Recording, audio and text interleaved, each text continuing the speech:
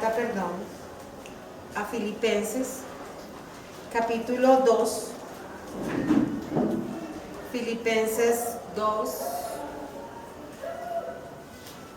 y vamos a leer del versículo 12 al 18. Filipenses 2, del 12 al 18.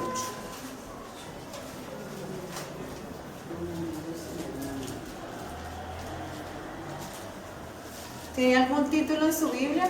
Luminares en el mundo.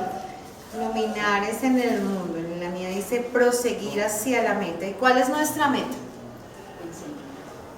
¿Cuál es nuestra meta, amados? Alcanzar la santidad para el Señor. A ver. Dígame uno, ¿cuál es su meta? La salvación. ¿Quién tiene otra meta?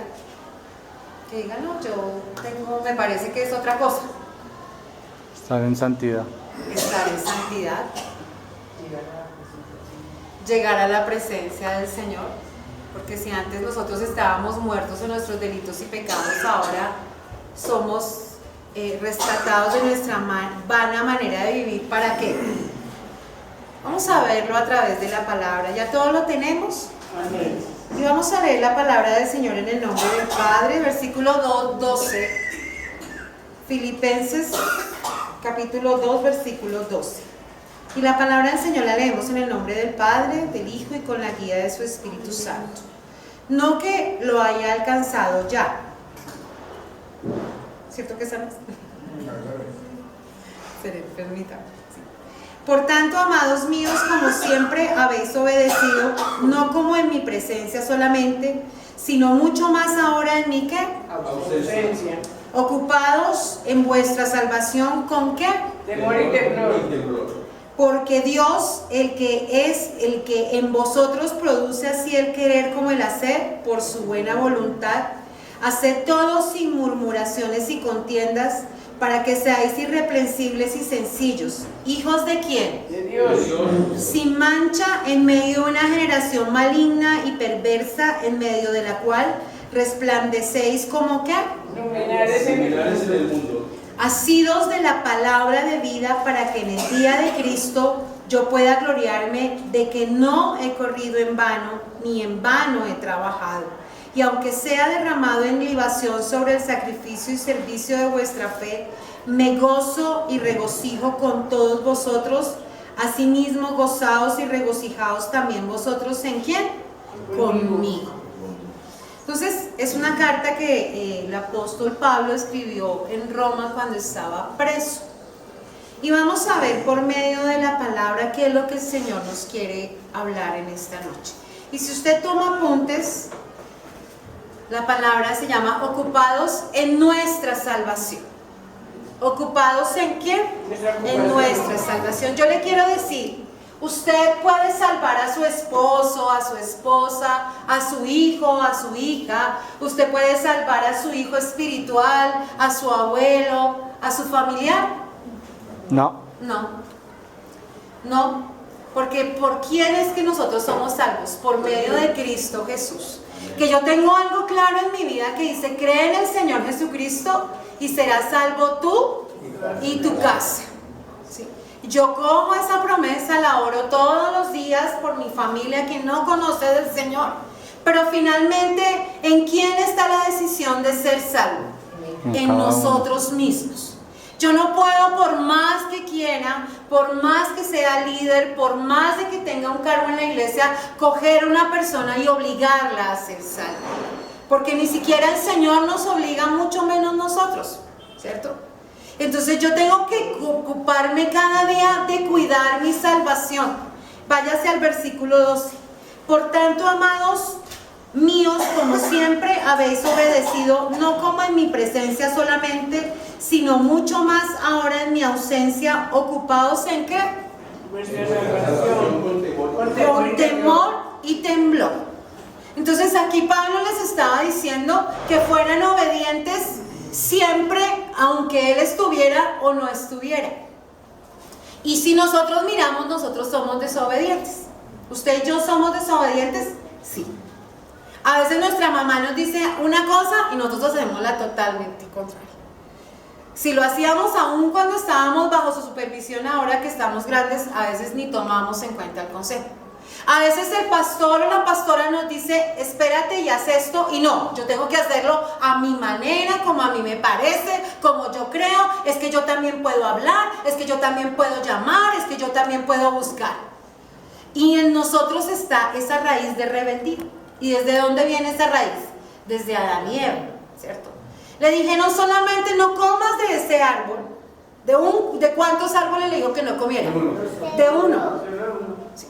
Y yo me imagino que en el Edén había los mejores árboles, los mejores frutos, lo mejor de lo mejor. Pero Eva tenía que dejarse tentar, decir, tú vas a ser igual a Dios y yo voy a comer de ese fruto, y le pareció muy fácil. Pero en nosotros, si usted mira, yo a veces soy rebelde. De pronto soy rebelde a lo que me dice mi esposo. De pronto soy rebelde a lo que me dice alguien de la iglesia. Soy rebelde a lo que de pronto me dice mi mamá. Soy rebelde tal vez a lo que me dice el Señor que haga y no lo hago. Y cuando yo hago algo dejo de hacer algo que tengo que hacer, eso es rebeldía. Dice que el que sabiendo hacer el bien y no lo hace, le es tomado como pecado. Entonces, si yo sé que tengo que hacer el bien y no lo hago, soy pecador o soy pecador. Y Pablo les decía que quería que fueran obedientes, no solamente en qué, en mi presencia, sino en su ausencia. Nuestros hijos se portan bien cuando están delante de nosotros y cuando no están con nosotros.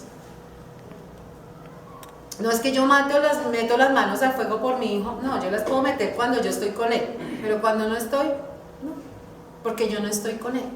Y a veces la gente dice, no, es que yo me porto bien con mi mamá, con mi papá, con el pastor, pero es que siempre nos tenemos que portar bien, porque a nosotros nos está viendo ¿quién? El Señor.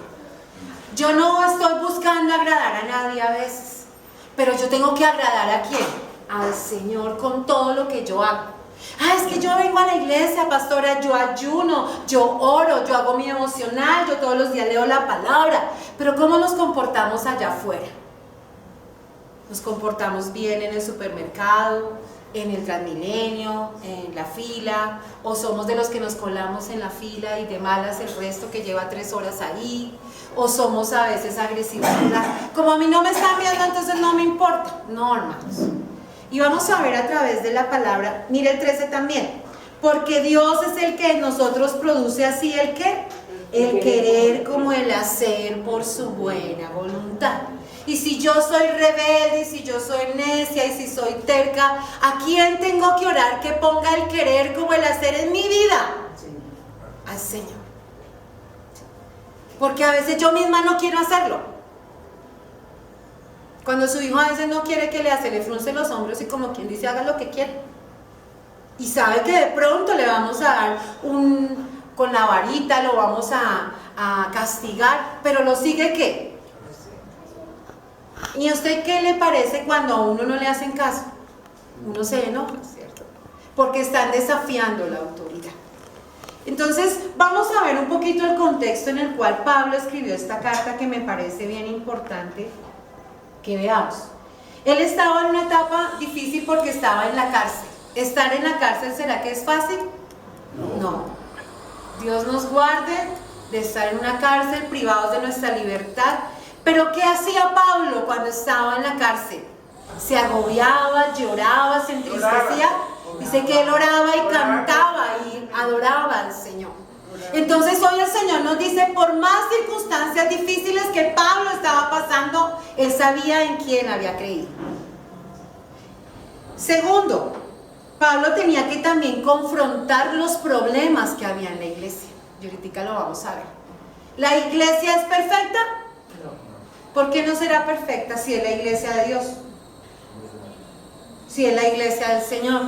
Si aquí estamos todos los que un día estábamos en el mundo tomando, robando, matando, haciendo muchas cosas que no están bien, ¿por qué no es perfecta la iglesia?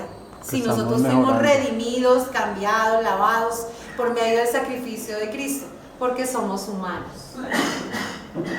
Y donde estemos nosotros hay imperfecciones, ¿cierto? Dígale al que está a su lado, somos imperfectos. Tú y yo somos imperfectos, yo también soy imperfecta. Tenemos miles de defectos, claro. Tenemos miles de cosas buenas, claro.